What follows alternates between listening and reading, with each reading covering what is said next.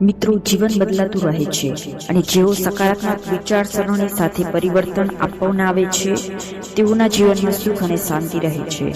આપણે ભૂતકાળની ખરાબ બાબતોને ભૂલીને વર્તમાન પર ધ્યાન કેન્દ્રિત કરવું જોઈએ. ખોવાઈ ગયેલી વસ્તુઓ પર નહીં, પરંતુ આપણી પાસે જે વસ્તુઓ છે તેના પર ધ્યાન કેન્દ્રિત કરો.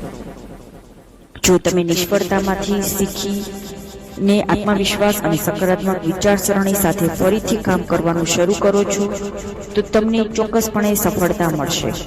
જ્યારે આપણે કોઈનું અપમાન કરીએ છીએ ત્યારે આપણે આપણું મન પણ ગુમાવીએ છીએ. તેની કોઈ પણ અપમાન કરવાનું ટાળો. જો તમે જીવનમાં પરિવર્તન ઈચ્છો છો તો તમારે તેના માટે સંઘર્ષ કરવો પડશે. જો આપણે જીવનને સરળ બનવાનું હોય તો હકારાત્મક વિચારસરણી સાથે સમસ્યાઓનો સામનો કરો. જે લોકો બીજાની ભૂલો જુએ છે અને તેમાંથી શીખે છે તે સમજદાર છે. જો આપણે જાતે જ ભૂલો કરીને શીખીશું તો આ જીવન ખૂબ નાનું થઈ જશે. જો આપણે ગુમાવેલી વસ્તુઓ વિશે વિચારતા રહીશું તો આપણે આપણી પાસે જે વસ્તુઓ છે તેને આનંદ માણી શકશું નહીં. આપણે ભૂતકાળને ભૂલીને આગળ વધવું જોઈએ. રાધે રાધે.